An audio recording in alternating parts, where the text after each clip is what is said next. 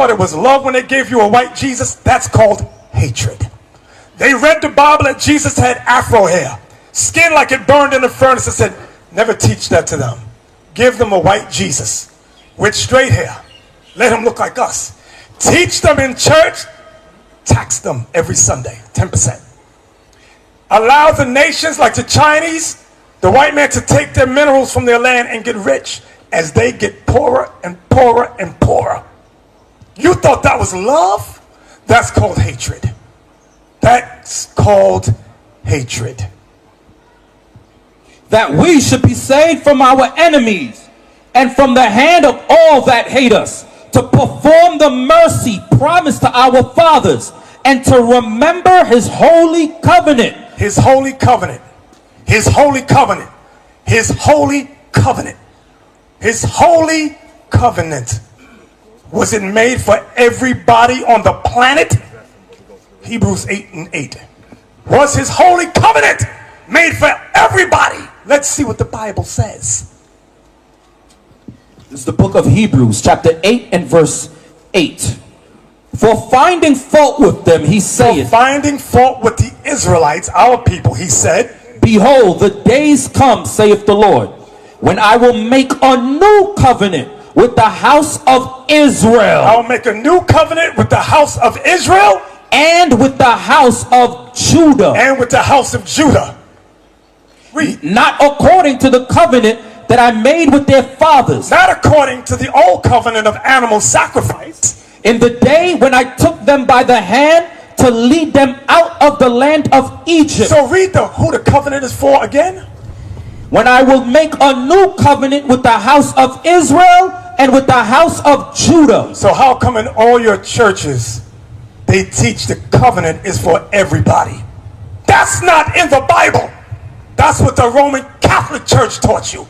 And the word Catholic means universal. The Catholic Church endeavor is to make a one world religion. The Catholic Church instituted the transatlantic slave trade in 1441. The Roman Catholic Church, they're doing a world, what is it called? Tour.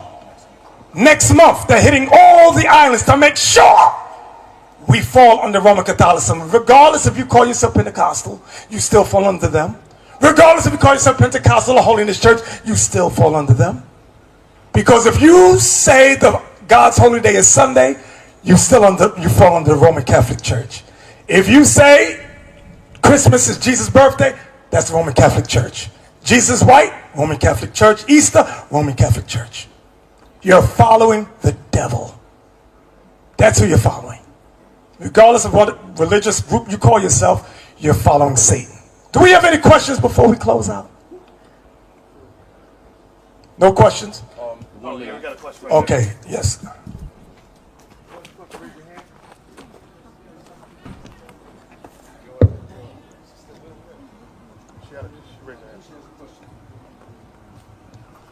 Thank you, Bishop. Yes. My question is about Sabbath worship or Sabbath rest. We in Bougainville, this issue has been a debate for a long time. It's still going on. We observe the Saturday is a Sabbath rest, and we worship on Sunday, the first day of the week. Are we also wrong? Let's read what the Bible says. You said you worship the Sabbath the first day of the week, right? We don't worship, we rest. Oh, you rest the first day of the week. What did you say? She rests on the Sabbath, but she worships on the first day of the week. Oh, you rest on the Sabbath, but you worship on the first day. Yes. Okay, thank you. Thank you for clearing it up. So, give me that in Leviticus 23. Listen, you can worship, we worship every day. It's fine. Rest on the Sabbath, that's good. But when we come together, Leviticus 23, read that verse again. Leviticus chapter 23 and verse 2. Speak unto the children of Israel, and say unto them, concerning the feast of the Lord, which ye shall proclaim to be holy convocations. The word convocation means gathering. Like this is a gathering of people. A gathering of the Israelites. It says the Sabbath day, the seventh day, is the day to gather. That's when we're commanded to come together. So now let's say you say, well, Lord, I'm not going to gather. I'm going to stay home and rest. Hebrews 10:25. Stay there and get Hebrews 10:25. Let me show you. Get Hebrews chapter 10, verse 25. Hebrews chapter 10, verse 25. Not forsaking the assembling of ourselves together, as the manner of some is. God says, do not forsake your gathering together, as the manner of some is. What is he talking about? But exhorting one another, and so much the more as ye see the day approaching. As you see the day approaching. So we are commanded to gather together on the seventh day. That's the commandment. You understand? I hope everybody understands it. Now, if you decide, I'm not going to obey that, I'm going to gather when I want to gather. We went to a group some time ago, they gather on the second day. What I'm showing you is that all these religions you're in, you go against what the written word says. Nobody wants to follow what is written. You're going by what somebody else said. Yes. Yes. So now, let me show you. Can we work on the Sabbath, seventh-day Sabbath? Can we work? Okay, good. Exodus. Let me show you the laws of the seventh-day Sabbath. In the Bible, there's no such thing as a first day of the week Sabbath. It's not in there. That's something somebody made up because they didn't want to obey this. What are the laws of the Sabbath day? Exodus, come on, 20 and around verse 8. Exodus chapter 20 and verse 8. Remember the Sabbath day to keep it holy. So the seventh day Sabbath is a holy day. He says, remember it because there's things you must do. Go ahead. 6 days shalt thy labor and do all thy work. So God said you can work for 6 days out of the week. But the seventh day is the Sabbath of the Lord thy God. In it thou shalt not do any work. So don't do any work on the seventh day. Thou, nor thy son, nor thy daughter, you nor your children, thy manservant, nor thy maidservant. Because you may be a business owner. You're not to have people working for you on the Sabbath day. Go ahead. Nor thy cattle, nor thy stranger that is within thy gates. So far, in Leviticus 23, it said to gather on the Sabbath. Here in Exodus, it says not to work on the Sabbath. Get Exodus 16:23. So gather on the Sabbath and don't work on the Sabbath. Watch this. Exodus chapter 16 and verse 23.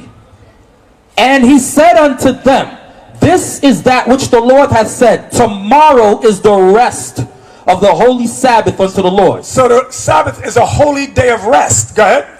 Bake that which ye will bake today. If you're going to bake food, you bake it before the Sabbath day comes. And seethe that you will seethe. Seethe means boil. If you're going to boil food, you boil it before the Sabbath day. Go ahead. And that which remaineth overlay up for you to be kept until the morning. Whatever's left over, you can eat it the next day. But don't cook it. Exodus 35:3. It's okay to eat cold chicken. It's okay to eat vegetables on the Sabbath. God says don't boil and don't bake, don't cook on the Sabbath day. Exodus chapter 35 and verse 3. Ye shall kindle no fire throughout your habitations upon the Sabbath day. So on the Sabbath day, there's to be no cooking. No fire means no cooking on the Sabbath day. What else? Nehemiah 10:31. What else can we not do? In order to remember the Sabbath day, you must remember these easy laws. But an evil man, an evil woman will not remember to do this. They'll go, I'm not going to obey that. Nehemiah chapter 10 verse 31. Nehemiah chapter 10 and verse 31.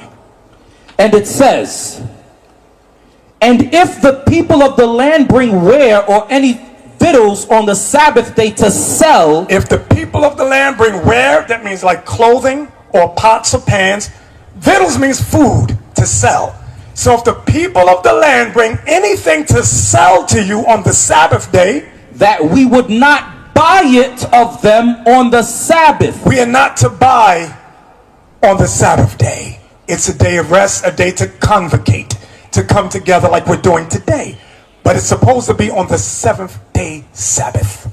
Or on the holy day. Or on any holy day. And that we would leave the seventh year and the exaction of every debt. So, on the Sabbath day, to remember to keep it holy, there's to be a holy convocation, a day of rest, no cooking, no buying or selling.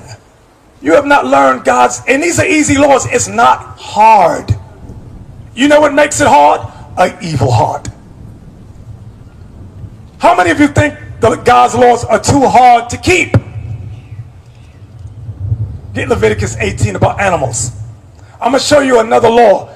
I heard some people say God's laws are too hard to keep. Tell me if this is too hard. Leviticus chapter 18 and verse 23.